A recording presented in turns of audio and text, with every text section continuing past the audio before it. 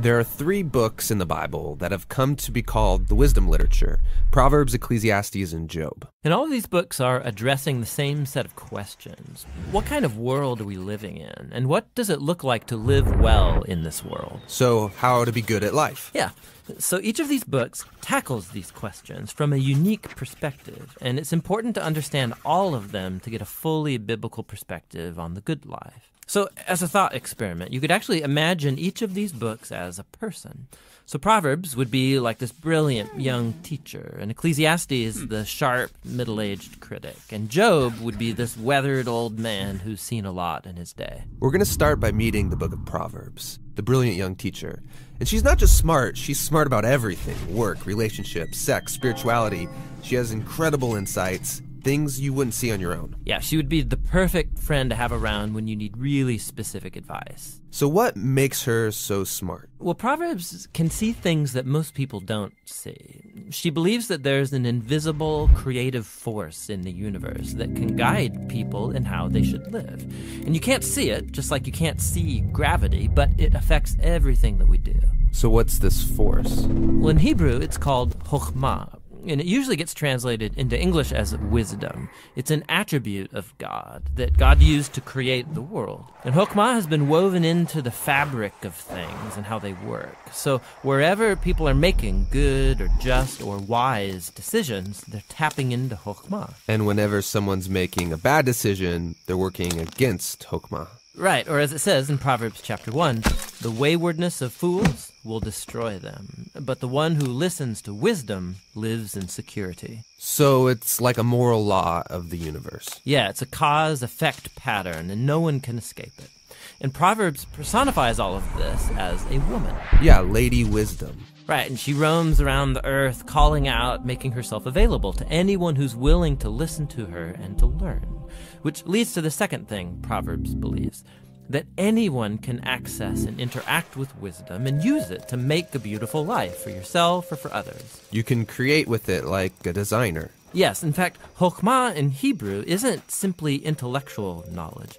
The word is also used to describe a skilled artisan who excels at their craft, like woodworking or stonemasonry. So you show you possess chokhmah when you put it to work and develop the skill of making a good life. Okay, that makes sense. So let's do this. Let's go find some wisdom.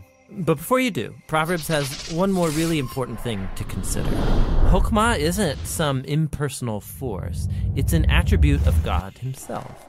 And so in Hebrew thought, your journey to becoming wise has to begin with what Proverbs calls the fear of the Lord. It's this healthy respect for God's definition of good and evil. And true wisdom means learning those boundary lines and not crossing them. Now, all those ideas you just unpacked are in chapters 1 through 9 in Proverbs. But when I think of the book of Proverbs, I think of the collection of sayings, the Proverbs themselves. Tell me about those.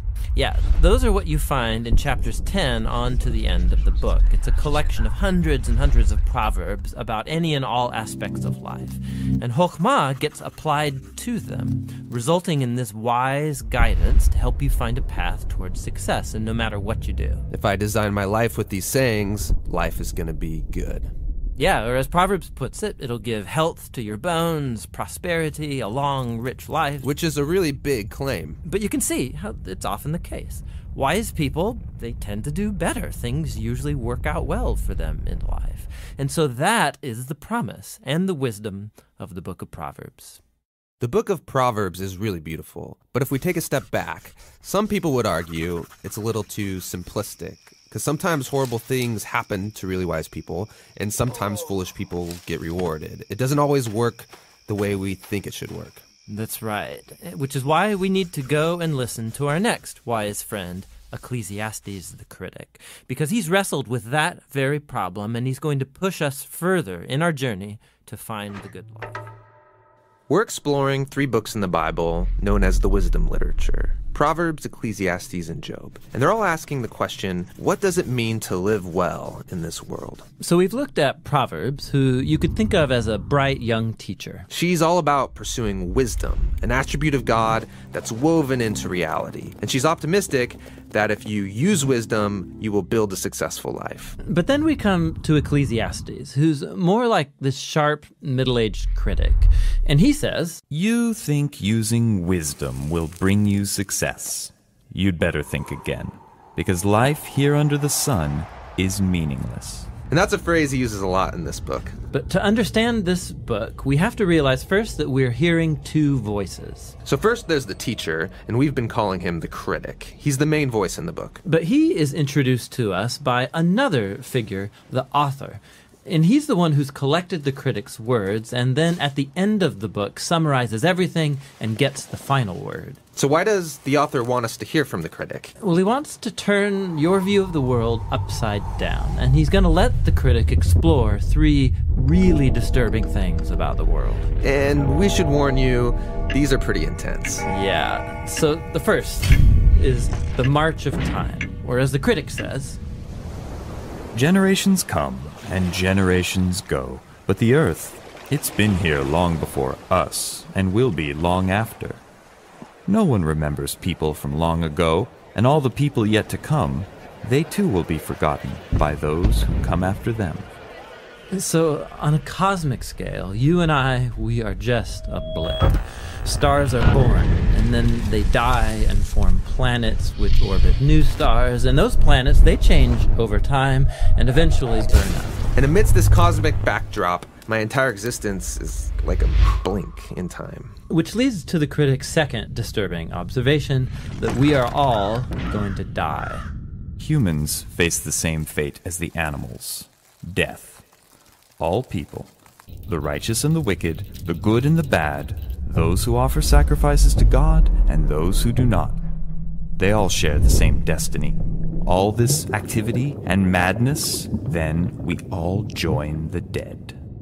Man, this book is depressing. And so is the final disturbing thing for the critic, and that is life's random nature. So in Proverbs, life isn't random. There's a clear cause and effect relationship between doing the right thing and being rewarded. But the fact is that life doesn't always work that way. The critic has observed a glitch in the system. He calls it chance, or in his words, "The race doesn't always go to the swift, or the battle to the strong, nor does food always come to the wise, or wealth to the brilliant, or favor to the educated. Time and chance happen to them all." So his point is that you can't really control anything in life. It's just way too unpredictable. So if I want to master life, then you're setting yourself up for a fall. Now, throughout the book, the critic uses a metaphor to tie together all of these disturbing ideas. Nearly 40 times he says that everything in life is hevel. It's a Hebrew word that means smoke or vapor. Like smoke, life is beautiful and mysterious. it takes one shape, and before you know it, it takes a new shape. And smoke looks solid, but try and grab it, it'll slip right through your fingers. And when you're stuck in the thick of it, like fog, it's impossible to see clearly. Now, our modern translations have lost the metaphor, and they usually translate hevel as meaningless. But if you read closely, the critic isn't saying that life has no meaning, but rather that its meaning is never clear. Like smoke, life is confusing, it's disorienting and uncontrollable. So, what are we supposed to do with all of this? Well, surprisingly, the critic first of all acknowledges the perspective of Proverbs. He says it's a really good idea to learn wisdom and to live in the fear of the Lord. Really? I mean, he just said that doesn't guarantee success. But he knows it's the right thing to do. But secondly, and more often, he says that since you can't control your life, you should stop trying. Learn to hold things with an open hand, because you really only have control over one thing, and that's your attitude towards the present moment. Stop worrying, he says, and choose to enjoy a good conversation with a friend, or the sun on your face, or a good meal with people that you care about. The simple things in life. Yes, and both the good things and the bad, because both are rich gifts from God. And that's the surprising wisdom of Ecclesiastes. Listening to the critic is painful and can lead you into some dark places. And that's why the author speaks up at the end of the book. He doesn't want you to lose hope. He wants to make you humble. into someone who trusts that life has meaning even when you can't make sense of it, that one day God will clear the hevel and bring his justice on all that we've done. And so he tells us that the proper response to all of this is to fear the Lord and keep his commandments. And that's the book of Ecclesiastes. Now, there's one more voice in the Bible's wisdom literature, and that's the book of Job. And he will bring us the final, much-needed perspective on our journey into wisdom.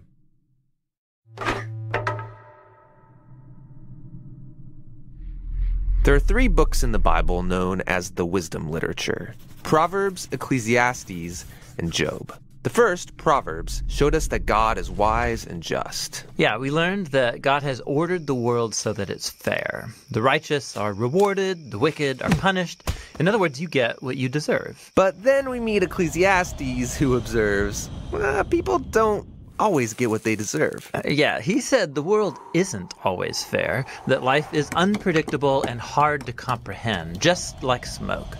And this makes you wonder, okay, well, is God wise and just? Exactly. And so it's that question that is being explored in the final book of wisdom, Job.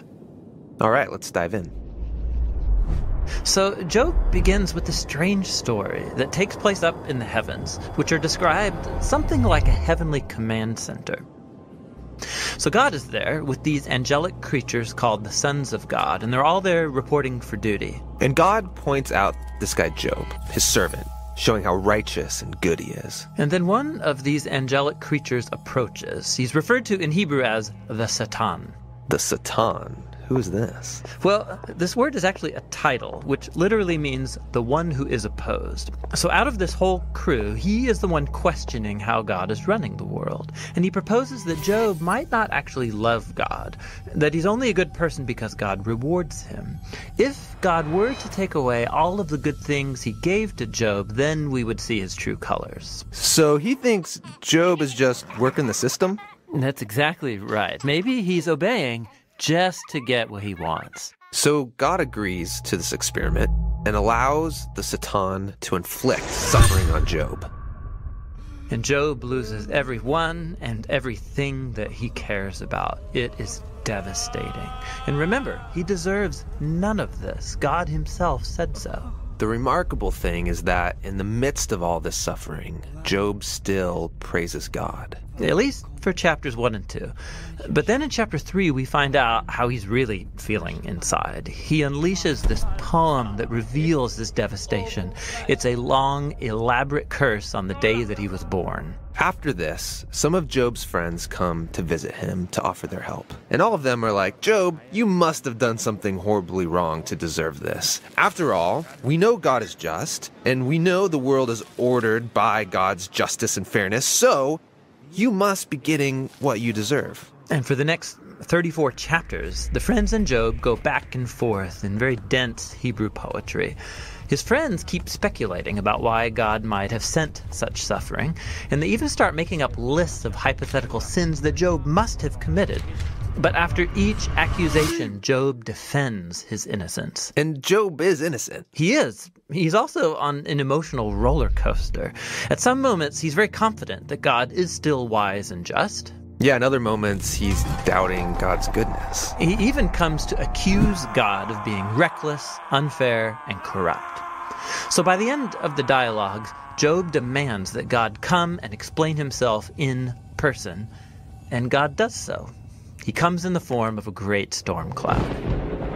Now, God doesn't give Job a direct answer. He doesn't tell Job about the conversation with the Satan. Yeah, he does something very different. He takes Job on a virtual tour of the universe. He shows Job how grand the world is, and he asks him if he's even capable of running it or understanding it, just for a day. He shows Job how much detail there is in the world, things that we might see every day, but really don't understand at all. But God does. He knows it all intimately. He pays attention to the beauty and operations of the universe in ways that we haven't even imagined and in places that we will never see. Then to conclude, God shows Job 2 wondrous beasts and brags about how great they are. Yeah, they are dangerous. I mean, they would kill you without even thinking about it. And God says they're not evil. They're actually a part of his good world. And then that's it. That's God's whole defense. It's kind of weird. I mean, what was this all about? It seems to be this. From Job's point of view, it looks like God is not just. But God's perspective is infinitely bigger. He's dynamically interacting with a whole universe of complexity when he makes decisions. And this is what God calls his wisdom. So Job asking God to defend himself is actually kind of absurd. He couldn't comprehend this kind of complexity even if he wanted to. So where does this leave us? Well, it leaves Job in a place of humility. He never learned why he suffered, and yet he's able to live in peace and in the fear of the Lord. But that's not where the book ends, because after this, God restores to Job double everything he had lost. And this, again, is surprising. I mean, is this a reward? Is God saying, congratulations, Job, you passed this elaborate test? No, I mean, the whole book just made the point that Job losing everything was not a punishment, and so now getting it back isn't a reward. So why does he get it back? Well, apparently, God, in his wisdom, decided to give Job a gift. We don't know why. But what we do know is that Job is now the kind of person who, no matter what comes, good or bad, he can trust God's wisdom. And that's the book of Job, and the end of our wisdom series. These biblical books of wisdom are amazing. Each one offers a unique perspective on the good life, and you need to hear all of them together as you learn to live with wisdom and in the fear of the Lord.